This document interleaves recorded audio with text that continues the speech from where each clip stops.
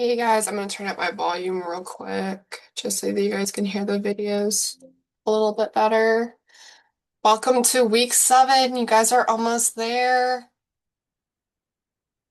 Attendance.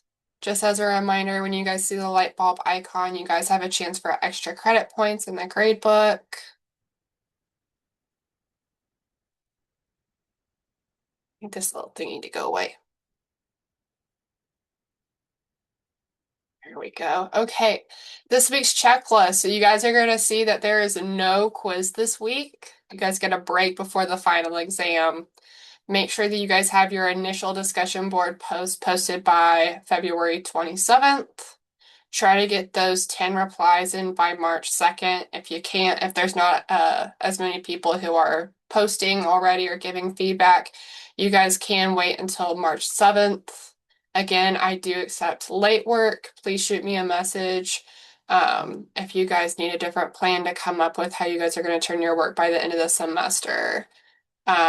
This week we have the learning videos and the learning materials. We have you guys' discussion board. And then this is going to be your revisions that you guys are going to be doing on your guys' project based off of the replies that you guys get from your discussion board. So that's why these due dates are a little bit different than the other due date. And then for the design brief, we have March 7th, so hopefully you guys can get your revisions done before you guys have to turn in your design brief. If need be, you guys can go ahead and turn in your design brief and then go back and edit it and fill in any corrections that you guys have.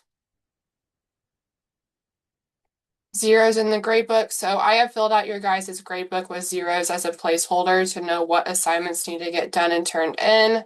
As I stated in week 1, I do allow late work. Just know that any other grade as a 0 is better. So just try to take advantage of the extra credit opportunities that we have in class to boost your grade. There is the end of course evaluation that's going to be coming up, so keep your eyes out for that. That is worth 5 points. And then throughout the course, you guys can get 10 points through these little lecture videos. Module 7 learning goals. So this week, you guys are going to be working on your design brief. Make sure that is thorough and very detailed. It should describe the project with enough detail that it can be handed to someone over and either completed or duplicated, or if your project is something that could be real in the future, you can sell your design brief and someone can make a real product out of that. But if there's any details that are left out, the end result is not going to be what you guys expect it to be. So this week in this module is about making revisions and completing the design brief for the course project. Here is a little graphic from your guys' learning materials from IvyLearn. So this is what the project expectation is. If you have a clear design brief for your guys' project, this is what it will look like. And if you do not, this is what will look like. Out to the side here, I have our learning goals for Module 7. So you guys are supposed to demonstrate understanding of the various methods used in the user experience and user interface design field, write a design brief, and analyze feedback from prototype testing. Module 8 planning. So looking ahead to next week. Next week is our last module. So you guys are going to be recording a project presentation to share with the class, offering feedback on your guys' last discussion board, and then taking the final exam. If you have not yet tested your microphone and camera, make sure that those things work before next week. One common platform that people use is Zoom. I currently use Zoom to record these lecture videos. I just think it's super easy, and I record it to the cloud so that you guys don't have to pay for space. If you record it to the cloud, after you get done recording it, it will like automatically process, it will transcribe your video and your audio and stuff like that. You just want to make sure that you guys do a practice run before the time comes so that you guys don't run into any issues. And then also just to throw that out there, the final exam is just like your guys' weekly quizzes. So as soon as you guys start it, you guys can't really go back. You can't like leave it, stuff like that. So prototyping, UX prototyping is the process of creating a preliminary model of a product to test its functionality and usability before development. What is it? So UX prototyping is the act of creating a tangible, though often simplified version of a product or interface to simulate how it works. Why is it important? Well, there's user validation, so it allows for testing with real users to ensure the final product meets their needs. Cost, time, and savings. It identifies and fixes issues early, much cheaper and faster than making changes after development is complete.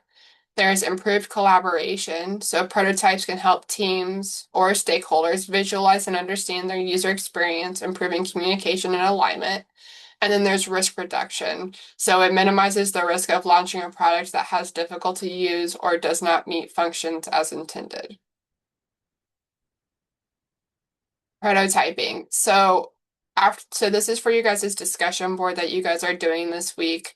We're going to be looking at what type of feedback to get, what kind of feedback to ask for. Maybe you guys need to ask for specific feedback before you guys re-prototype or re-add some things before you guys turn in your project and present.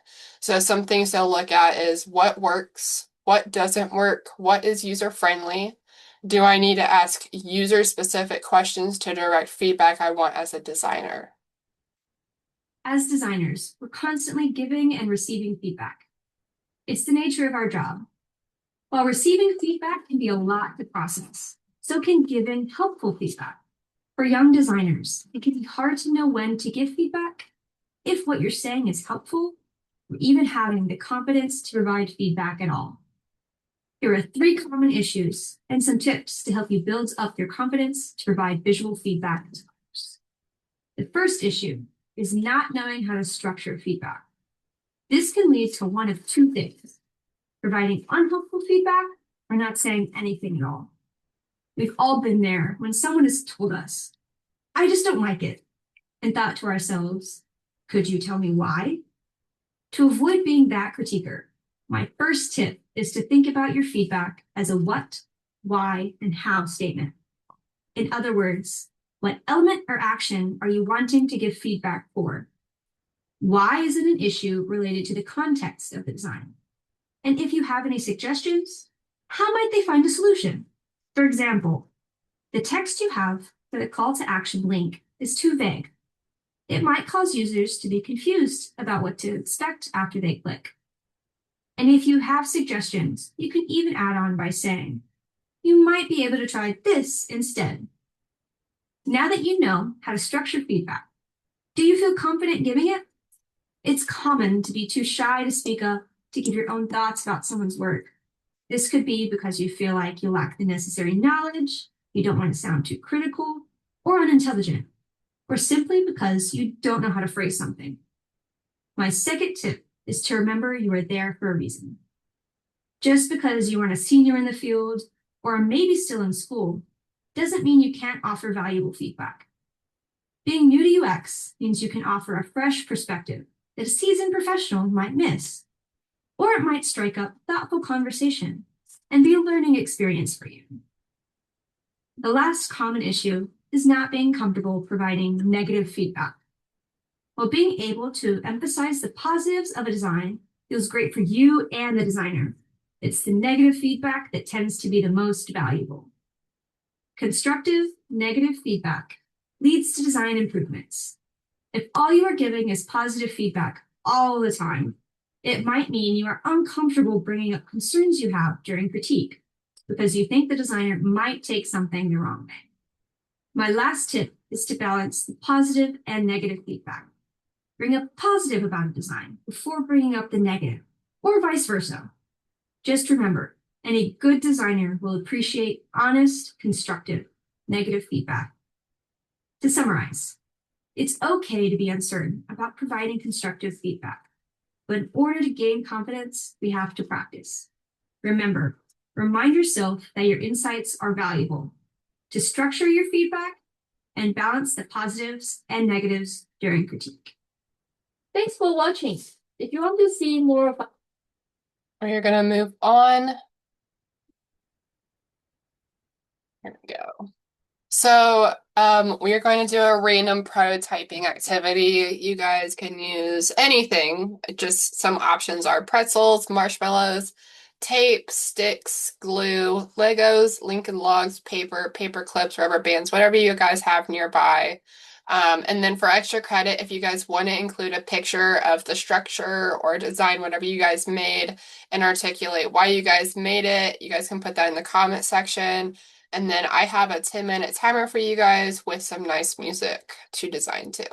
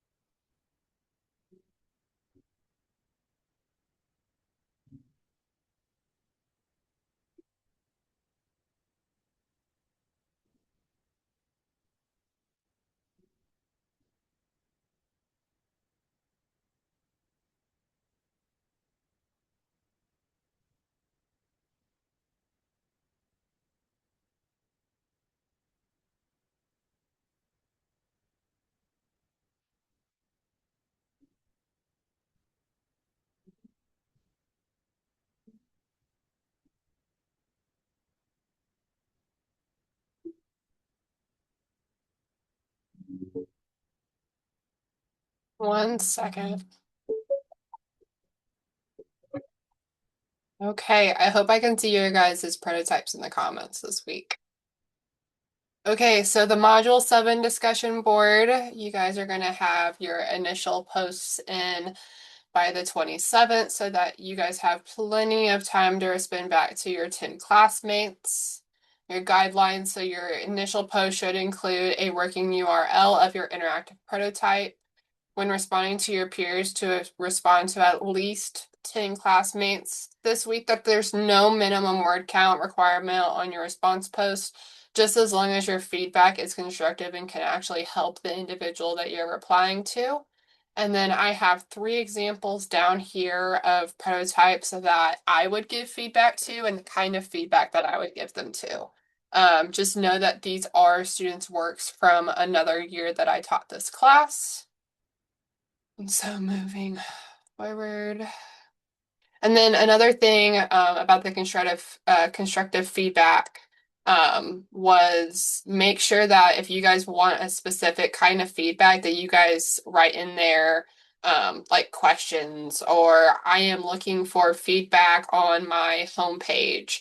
I am looking for feedback about the transition or the flow from one page to another page. So this student, he redid the McDonald's app on a phone. So we got our phone here from Figma. He's got different screens. So he's got menu, he's got rewards. We can see where rewards are available. Your order, I haven't started an order yet. View profile. He's made everything clickable. Privacy. That's nice. You respect and value your privacy and personal data. Payment methods, whatever payment methods you guys have saved to the app. And then scan, you guys can scan for your QR code and earn your points. See, I don't have an order, so we're going to go through. For this student, he specifically made the Grinch menu because it was around Christmas time. So I'm going to go to limited time offers and I'm going to hit the Grinch meal. I do like my chicken nuggets, but I'm definitely a Big Mac person. So we're gonna do Big Mac.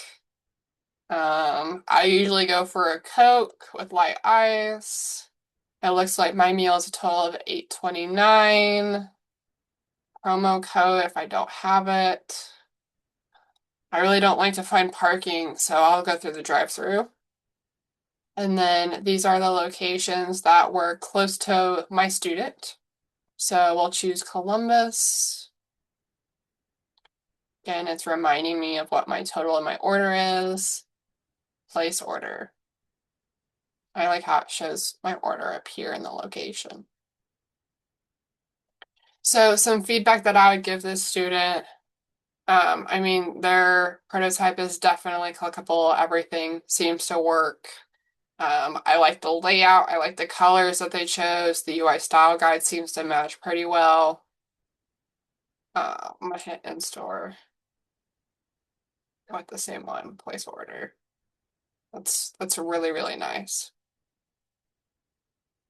I'd say all of his text aligns really well with what a mobile application should look like. I like the little icons up here too. They're just universal. The time being in the top left-hand corner with the battery percentage and the Wi-Fi, it just gives it that extra detail standpoint.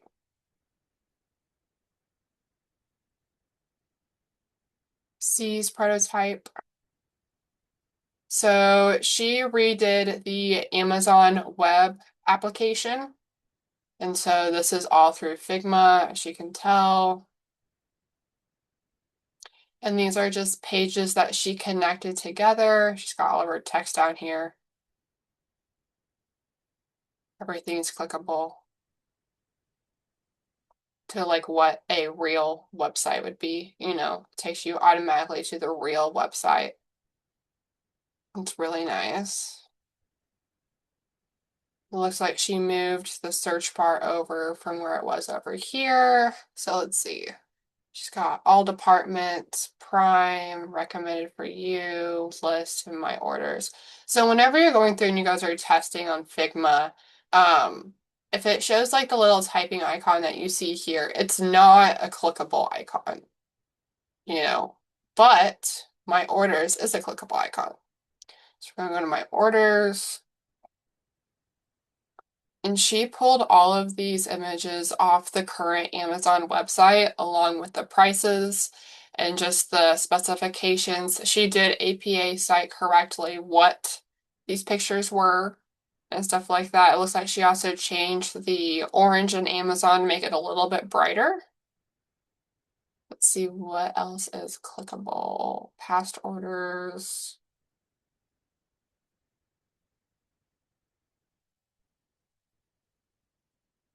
Search icons. Clickable. Okay. But there's no little search icon. So I'm not sure if that is on my side of things or just, just what it is. So again, all of these look like they have the type, except for the first one. We're going to click on the first one.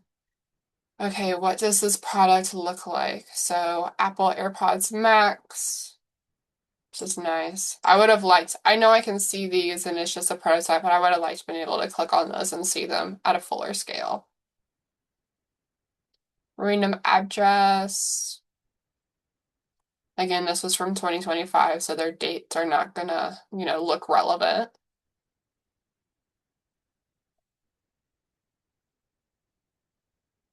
Trying to figure out what else. And Amazon goes back to Amazon. For you. Okay. That's nice. I like that ad down there. Kind of like refocuses your attention. And then all of these, it looks like these are text, but then these are these are actual links that she put on here that tie in with the Amazon website. Okay, then we're going to go to H's prototype. He did a really, really good job. He chose something that was close to him. He is autistic and he does have autism. So he chose something that would not only benefit himself, but also benefit other people. And so he created a website that is called AFUA, and it's basically called Autism Forged in Gold, and it talks about autism, and he's got I really like this, his little accessibility taskbar list over here, so you can like adjust based off based off what you're trying to look for, or if you need it to be bigger, stuff like that. You can search for stuff. It gives a little abbreviated paragraph there about what it is, centering autistic voices, what is autism, has a video here. Oh, it's gonna make me do it. Autism spectrum It plays the disorder, video. ASD. That's nice. It plays the video. So that is really, really nice. Learn from us. So it looks like they have little stories here about the dates and who it's by with a nice picture. That's nice. And a little kind of like insert about what the article is about. Find events. I remember this one was really big, just from his peers and other students giving him feedback. They really appreciated this. The find your location, but also to see like how you guys can meet and greet other people.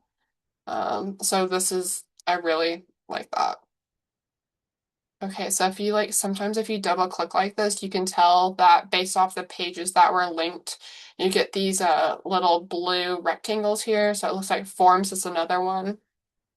We got announcements, we got support groups, we got show me your pet guidelines. This is important. It looks like a little like web page where you guys can like talk to each other. And then his homepage does go back to home, so that's really nice. We got donate down here, terms of service. I like it. And I liked how that video was able to take me to another page and watch that. So your revisions. So after you guys do your discussion board, you guys should be doing your revisions to see based off what feedback you guys got from your peers, what you can edit and make it better. This is the assignment for your guys' design brief. And I do have an example of your guys' design brief as well from a student who did it previously. She earned 100 points extra credit, not extra credit, sorry. She earned 100 points in total for her grade for her design brief, and we are going to see why. So this is what your guys' design brief should look like in your own way, your own title with like a little mini title. If you guys have a logo, if you guys created one, it would go on the title page. And then we are going to take a look at this. So obviously hers is 93 pages. I'm not looking for 93 pages, but I'm looking for a really good detailed response to it. So she has her title and her header up here. She has her purpose. She has a paragraph about it. So the purpose of her project is to evaluate and redesign the digital ecosystem of Second Chance Ranch Rescue and Sanctuary to improve accessibility, increase community visibility, and strengthen the rescue's ability to connect with adopters, donors, volunteers, and foster families.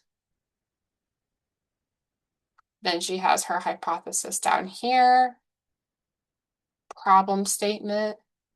I really like how this is sectioned out and she has page numbers on it. This is really nice.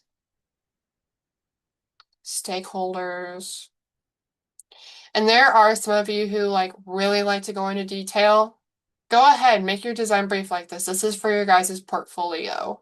This is going to be a really strong design piece for your guys' portfolio.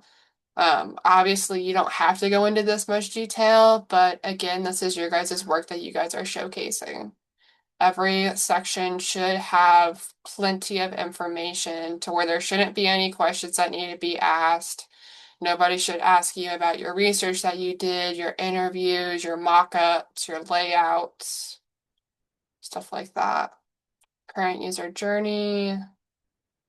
And so what she did is she had a Facebook group that basically didn't have a website, but they had a whole bunch of different platforms that were scattered across different places, and they did not have the same information. And so she created a website for them to actually have their own platform. And so she did a SWOT analysis and she really went into detail and really took a deep dive into what she could do for them and what she could provide for them. As you'll see, this layout is very nice and organized. It's very clear and concise. It looks like this. Yeah, this is what her competitors' websites look like. Another competitor.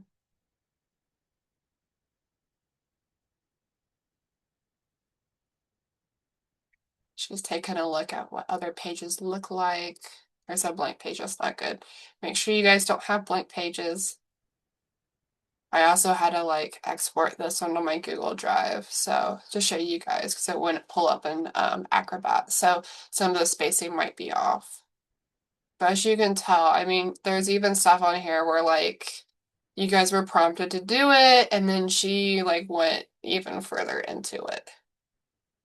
And I do look at all this information. So this is her Mira board from her research participants of like what each, she got different backgrounds, she got volunteers, she got community members, but the Mira board with the sticky notes, this is what her Mira board looks like. I love that visual. She did the persons there. That's really nice to look at based off the feedback on the Mira board. How these themes informed insights, the insights from our Mira board. How might we statements? This is beautiful. And also another thing to look at is whenever you guys have pictures inside your design brief, make sure they're big enough to see, but if they don't need to take up a whole page, don't use a whole page. I got more Miro here. Here is her personas, nicely organized, matches the color scheme.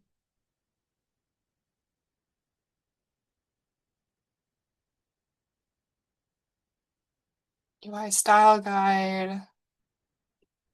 Her wireframes and her AI mapping. This was her low fidelity wireframes that she made.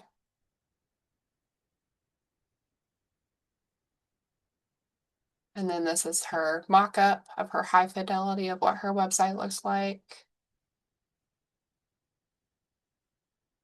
Very clean. It looks like this one wasn't finished. I might have selected the wrong one, I'm sorry. But here's her references.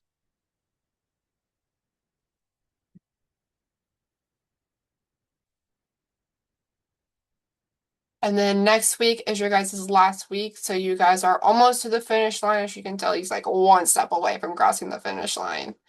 In next week's module 8, you guys are going to record presenting your guys' course project and share it with the class on the last discussion board. You'll give feedback to your peers about their projects and then take the final exam. And I will get all your guys' grades in. And then you guys will also be taking the course evaluation next week for 5 points extra credit. For any questions, thank you for your time today. If anyone has any course-related questions, you can reply in the comments. If you have any personal concerns or questions, please send me an IvyOnline message or an email. Thank you for your time.